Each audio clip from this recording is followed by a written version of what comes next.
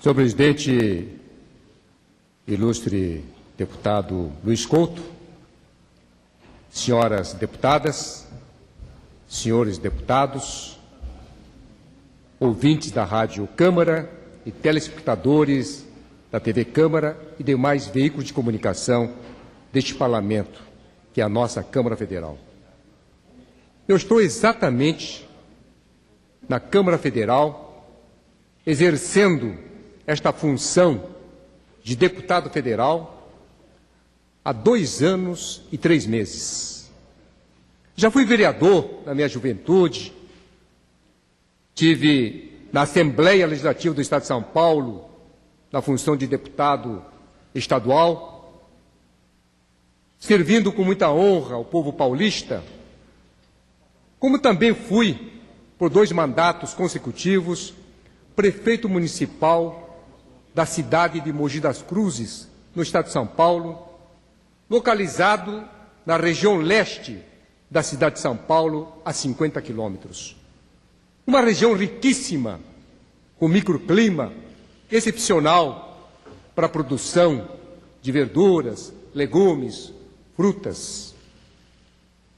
Sou um pequeno empresário e, ao exercer a função pública de diferentes segmentos, eu aprendi, senhor presidente, nobres parlamentares, que nós precisamos ser, além de humildes, muito pacienciosos. Temos que ser muito tolerantes, principalmente no poder legislativo. Por mais que a nossa imagem perante a população brasileira não seja a satisfatória para nós, detentores dos votos que nos trouxeram nesta casa, mas é evidente que este poder, complexo por sinal, mas representa na plenitude, neste nosso Brasil contemporâneo, a democracia acima de tudo. E é dentro desse aprendizado que, nesses quase 2 anos e 3 meses de atuação nesta casa, senhor presidente, deputado Luiz Couto, nobres parlamentares, eu apresentei 32 projetos de lei, mais de 2 centenas de requerimentos e indicações. Evidente que jamais perdi a macrovisão da importância de temas fundamentais para a nossa população. Digo da educação, principalmente educação pública de qualidade. Me refiro à saúde pública, hoje, lamentavelmente, num desgaste total e de uma insatisfação para toda a população brasileira. Digo de temas globais para este país continental, da necessidade de infraestrutura mais atualizada. Já se faz anos e anos que nós estamos patinando numa infraestrutura decente. Falamos da agricultura neste país fantástico, com clima, com solo, com recursos hídricos, com raio solar, banhando a necessidade de fortalecer as nossas culturas. E é por isto, senhoras e senhores, telespectadores e ouvintes dos instrumentos de comunicação desta casa, sem exagero nenhum, mas com muita honra e muita satisfação, faço parte, além como membro titular da Comissão de Agricultura, Pecuária, Abastecimento e Desenvolvimento Rural, também da Comissão de Desenvolvimento Urbano, como membro suplente, e aí mais uma titularidade na Comissão de Segurança Pública e Combate ao Crime Organizado. Mas as frentes importantíssimas para complementar a nossa atuação no honroso cargo de deputado federal, dentre mais de 60 frentes, faço questão de mencionar algumas frentes que diz respeito à nossa atuação nesta Casa. Frente Parlamentar da Educação, Frente Parlamentar de Apoio às Santas Casas de Misericórdia, hospitais e entidades filantrópicas na área da saúde. Frente Parlamentar das Ferrovias, Frente Parlamentar Mista em Defesa dos Consumidores de Energia Elétrica, Combustíveis e Telefonia. E a Frente Parlamentar que me coube a responsabilidade, com apoio integral dos senhores e senhoras deputados e também dos nobres senadores e senadoras, para constituir, no mês de junho de 2011, a Frente Parlamentar Mista em Defesa do Segmento de Hortifrutiflora e Granjeiros, que carinhosamente nós denominamos de ProHorti. É dentro dessa visão que jamais poderíamos esquecer também que, além de representar nesta Câmara Federal os anseios da população brasileira, é evidente que temos que trabalhar, no nosso caso, em total consonância com o governo do meu estado de São Paulo.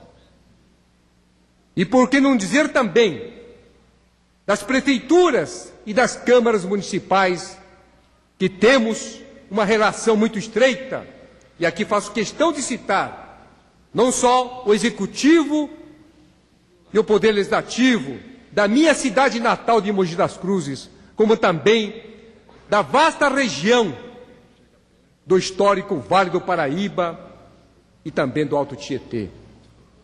E é dentro desse aspecto, senhoras deputadas, senhores deputados, meu caro presidente, que eu estou aqui muito preocupado com o nosso Brasil. É evidente que não poderíamos ter esse sentimento, mas eu sou um sobrevivente, já com a minha idade, passando 70 anos de vida, de alguns episódios que até hoje me angustia e que até hoje me persegue, com críticas ferozes às pessoas que irresponsavelmente trouxeram prejuízos enormes a certos segmentos da nossa sociedade. Principalmente a atividade que, com muita honra, eu até hoje desempenho como pequeno empresário da área rural, da produção de alimentos, senhoras e senhores. Ora, nos idos anos de 1978, apareceu o processo inflacionário. Nós, produtores rurais, desconhecíamos o perigo desse inimigo número 1 da sociedade de qualquer país. Durante praticamente 16 anos, a inflação que chegou aos patamares, vejam, senhoras e senhores, de quase 100% ao mês, destruiu totalmente a base produtiva desse setor que alimenta o mercado interno. Não estou falando, senhoras e senhores, das grandes culturas de grãos, como soja, como café, como algodão. Estou falando daqueles produtos que saem das pequenas propriedades, dos mini e dos pequenos produtores rurais. Estou falando de verduras, de legumes, de algumas frutas exóticas. Esse setor foi totalmente dizimado.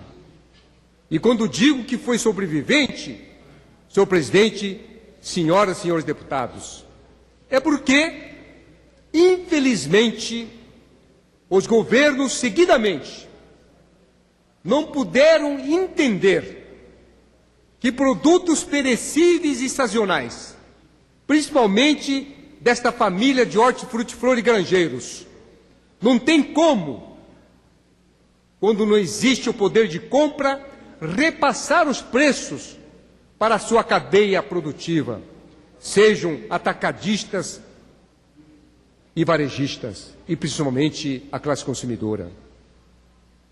Me lembro como se ainda hoje fosse a liquidação das grandes cooperativas, duas delas de expressão nacional, Cooperativa Agrícola de Cotia, a outra cooperativa, Cooperativa Agrícola Sul Brasil.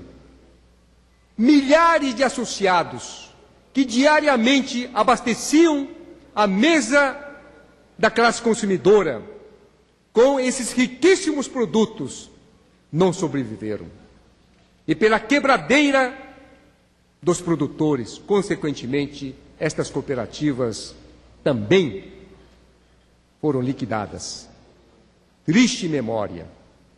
Mas trago aqui, sem esquecer desse episódio, porque nós não podemos permitir que essa inflação, que novamente aparece, não tenuemente, mas já ultrapassando a casa dos 6% ao ano, já está trazendo prejuízos para o setor agrícola, na compra de insumos, na compra de implementos, na aquisição de máquinas e tratores. O povo brasileiro não está sentindo muito essa inflação, mas nós temos que aqui dizer, presidenta Dilma, ministro Mantega, não esqueçam, pelo amor de Deus, não façam essa inflação retornar para destruir a nossa economia, para destruir as finanças da nossa população, principalmente os mais carentes e desfavoráveis. Um segundo episódio, senhoras e senhores, que também foi sobrevivente. Quando o presidente Collor assumiu a governança deste país, veio acompanhado da ministra da Fazenda, doutora Zélia. Me lembro como se fosse hoje, no dia 16 de março de 1990, houve uma intervenção nas instituições financeiras. As nossas contas correntes foram bloqueadas. Ora, senhoras e senhores, eu sou de Mogi das Cruzes. Naquela época, essa fruta tradicional da terra mogiana chamada caqui estava praticamente para iniciar a sua colheita. O poder aquisitivo do povo esfacelou-se. A sociedade brasileira não tinha dinheiro sequer para comprar os alimentos essenciais como arroz e feijão. Imagine, o caqui, uma fruta essencial para completar a dieta, apodreceram-se aos milhares nos pés. Não houve como o produtor colher as frutas. Teve um outro episódio, senhoras e senhores, ainda recente, na nossa região mesmo, com a insensibilidade dos governantes na construção de reservatórios de água. Milhões de trabalhadores tiveram seus empregos ceifados, em consequência dos produtores de verduras e legumes terem suas terras inundadas para a construção de barragens para abastecer a região metropolitana de São Paulo. As indenizações não representaram sequer 10% do valor de mercado das propriedades adquiridas centenariamente pelos produtores. E assim por diante, nesse meu desabafo, mas com certeza aqueles que conosco conviveram esta época haverão de recordar as autoridades que causaram esses transtornos, estes prejuízos. Senhor presidente, onde estão? O Estado brasileiro, este país maravilhoso e fantástico, temos que respeitar, temos que agradecer, mas algumas pessoas que irresponsavelmente despreparadamente querem governar em devidas épocas da nossa história, trouxeram incalculáveis prejuízos. Hoje, após o domínio da inflação, com a estabilidade da nossa moeda e também da estabilidade política, muitos se esqueceram. Tivemos parentes, amigos, familiares, deixando a terra brasileira para trabalhar em outros países. Desestruturaram suas famílias. E onde estão aqueles governantes, senhoras e senhores, que tanto causaram prejuízo para milhões e milhões de brasileiros? É dentro desse processo que cá viemos e com apoio, como já disse, mas repito pela importância, houvemos por bem constituir esta comissão, melhor dizendo, esta frente parlamentar mista em defesa do segmento de hortifruti, flor e granjeiros, que carinhosamente nós denominamos de ProHorte. E vivemos angústias enormes, senhor presidente, porque na época do presidente Fernando Henrique Cardoso, para proteger aqueles que começavam a vida produtiva através dos assentamentos, para proteger os pequenos produtores, criou-se o Programa de Agricultura Familiar, o PRONAF. Até hoje, o PRONAF defende, se não satisfatoriamente, mas com uma certa dignidade, a lavoura dos micro e pequenos produtores. As grandes culturas, grãos como soja, milho, café, evidente que nós parlamentares não precisamos ter muita preocupação, porque em função do mercado internacional, seus preços são normalmente equilibrados entre o custo e o benefício. E além do mais, as capacidades são imensas dessas commodities para que hajam tecnologias, inovações e ciências, cada vez mais projetando o agronegócio brasileiro, não só nos rincões do nosso território, mas principalmente colocando respeito com os produtos exportados para todos os cantos do nosso planeta Terra. Todavia, entre a agricultura familiar e esta grande agricultura, nós temos um hiato, exatamente onde se encontra esses pequenos produtores, altamente tecnificados, diga de passagem, sem muitas vezes a ajuda dos órgãos públicos. É lógico, jamais podemos esquecer no meu estado de São Paulo o Instituto Agronômico de Campinas. Também sempre falamos da nossa extraordinária Embrapa, que traz, através de sua pesquisa de ciências, uma inovação fantástica para poder oferecer à classe consumidora diariamente uma profusão de verduras e legumes, uma quantidade enorme de frutas diversificadas de várias regiões deste nosso país. Mas, infelizmente, não obstante o avanço desse setor, nós estamos descobertos. Não existe uma política pública, não digo de privilégio, não digo de paternalismo, mas sim, legitimamente, para ajudar contra as intempéries, para ajudar contra as oscilações de preço no mercado. Por isso é que nós estamos, senhor presidente, senhoras deputadas, senhores deputados, além da preocupação de dizer que esta casa tem a obrigação de pressionar o Poder Executivo para que possamos efetivamente ter políticas públicas adequadas para esse setor ProHorte. E digo mais, senhor presidente, olha que infelicidade, não obstante a grandeza dessas figuras públicas, só nesses 2 anos e 3 meses nós tivemos 3 ministros da Agricultura, meu caro deputado Onofre. Primeiro Wagner Rossi, posteriormente Mendes Ribeiro e agora Antônio Andrade. E eu entendo que toda vez que troca-se pessoas, por mais capacitadas, competentes e idealizadores de políticas públicas, a frequente troca de pessoas, com certeza, acaba não consolidando políticas públicas de um mandato de 4 anos, de um presidente ou de uma presidenta.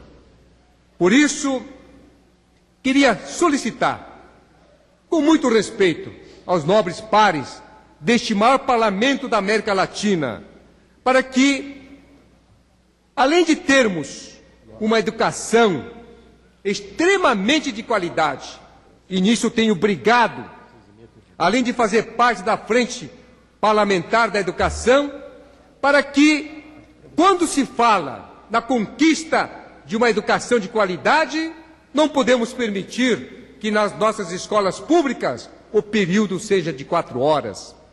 Vejam, senhoras e senhores deputados, antigamente os pais tinham mais diálogo com seus filhos, tinham um pouco mais de tempo para transmitir aos seus sucessores o respeito hierárquico, o reconhecimento às dificuldades da vida. Hoje, nós não temos mais esta condição. Cada vez mais, por necessidade, o casal trabalha. Cada vez mais, a figura de dona de casa se diminui na sociedade brasileira. E aí, acabam os pais transferindo para as escolas e para os professores a responsabilidade das primeiras educações que devem vir do seio familiar, de respeito, de amor, de solidariedade. Portanto, em 4 horas, temos que descontar 1h30, quando as professoras e professores perdem para tentar substituir a tarefa hercúlea deixada pelos pais. E a meia hora necessária para recreio e por alguma movimentação dentro da escola acabam praticamente consumindo 2h30. Portanto, em 4 horas, aliás, acabam consumindo no mínimo 2 horas. Então, acabam restando tão somente 2 horas para que nós tenhamos a possibilidade de uma educação pedagógica. Por isso, ao lado desse instrumento fundamental para a valorização do ser humano, na capacitação profissional, que é a educação infantil, educação fundamental, educação profissionalizante, para completar o ciclo com curso superior condizente, senhoras e senhores, eu repito, não porque eu seja produtor rural, mas pela visão de todos os ângulos, para o Brasil, que Deus vocacionou como uma das nações mais importantes na produção de alimentos. Nós precisamos efetivamente trabalhar com mais seriedade, com mais responsabilidade, principalmente as grandes lideranças. E quando digo de lideranças, me refiro principalmente aos governantes, para que da agricultura que já vem sustentando a nossa economia, com o PIB da agropecuária atingindo praticamente, já vou terminar, senhor presidente, no contexto global do agronegócio, quase que 40% do PIB nacional, sustentando as grandes dificuldades no setor de educação, saúde, infraestrutura. E é por isso que eu termino as minhas palavras agradecendo esta oportunidade para que os veículos de comunicação levem, se possível, essas minhas considerações a favor do povo brasileiro, para que esta grande pátria brasileira possa efetivamente ter o seu desenvolvimento sustentável, com proteção do meio ambiente, mas, acima de tudo, com o objetivo de melhorar a qualidade de vida da nossa população brasileira. Muito obrigado, senhor presidente. Muito obrigado, senhoras deputadas, senhores deputados.